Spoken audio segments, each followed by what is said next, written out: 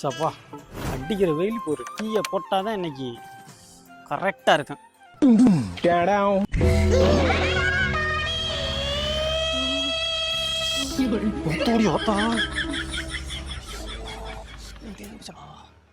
மாப்பிள்ள வா டீ சாப்பிட்டு வந்துருவான்.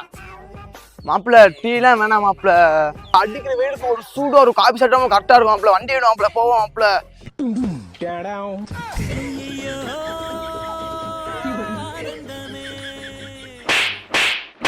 வண்டி சூடா இருக்கு முன்னாடி சொல்ல மாட்டியாடா?